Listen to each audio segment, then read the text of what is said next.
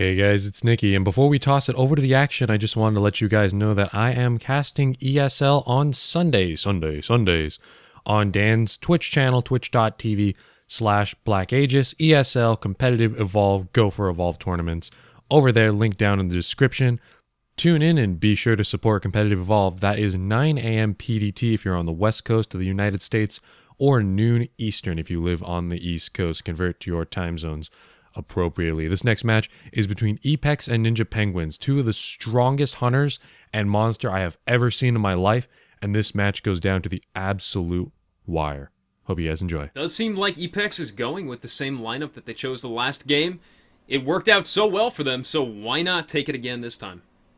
Oh yeah, Kyra Cabot, Griffin, Markov. Markov is my personal favorite pick against the Kraken just because his lightning gun has a little bit extra range over Hyde's flamethrower, and they can, like I said before, immediately eliminate Banshee mines from play. Or if you hear the Banshee mine screaming, you can immediately turn to that direction, zap him from your teammate, and then continue going about your business. Alright, looks like we do have the disco bug once again. We're just going to tab in and out until we fix it. So the sound is going to cut in and out, unfortunately. There we go. I think this third time was the charm there. That worked out pretty well. All right, hopping in here. Looks like the Kraken's deciding to go loud here at the start. I haven't seen any of these monsters decide to stealth off the start. Because they're always picking Griffin, we don't have to trick the Daisy. I did see a Mad Cow QQ video that was very informative on how to juke Daisy, but Griffin does not have a Trapjaw companion, so it might be worth stealthing off of the stage one, especially on a map this big. The hunter's got to cover so much ground to go find you. Oh, Cabot with the dust tag, though. Did that connect? Let's see. If we turn... Yes, it did connect. If we turn off outline players, we will see that red outline disappear. We can see that yellow outline. That does mean that the hunters do have sight of the Kraken here. We can see Wardoom, great dust tag coming out from him, but Source is taking the early evolve. Man, what time is that? A minute and 10 or so when he triggered it. That was insanely quick. The hunters were only on the ground for about 30 seconds when that stage started. 3 in Aftershock, 3 Vortex, and he got some great distance right there out of the stage. If you notice, he's flying really, really far out in the water right here.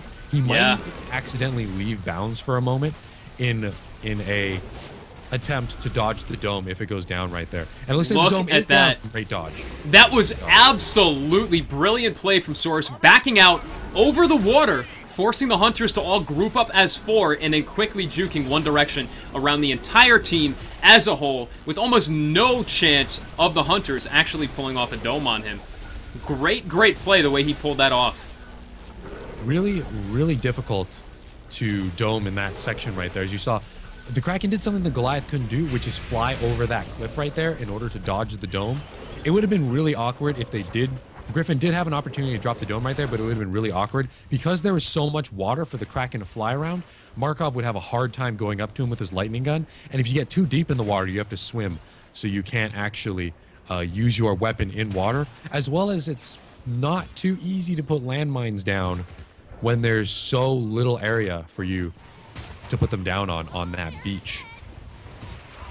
Unfortunately, they lost the dome right there. They did get a little bit of damage. Kraken down to about 55% health. Does have some armor, though, so if they do drop the dome at this point, he'll have a little bit of armor to work with. With 3 Aftershock, 3 Vortex, he's really starting to bully Cabot right here.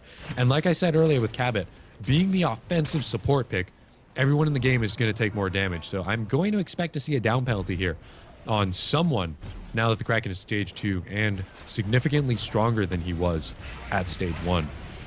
Dome is down, and it looks like the Kraken was barely caught right there. He could have actually dodged it right there if he had one more traversal, probably. Armor very, very quickly being torn through, though. That damage amp really, really melts that armor like butter. This could be terrible for Source. Harpoon locking him in place for a brief moment, and they're going to continue to fire away at him. Drops him with the Aftershock, hits no one. Damage amp comes out. Oh, Wardoom does go down. It did actually clip Wardoom.